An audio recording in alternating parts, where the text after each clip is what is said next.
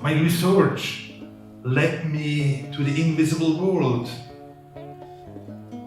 to the electromagnetic ambience,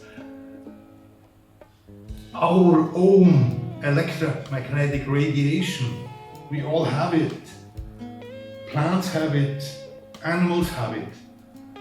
On the other side, there's technical radiation with its frequencies, and I started seeing more and more there's a big problem between these two radiations, the natural one and the technical one.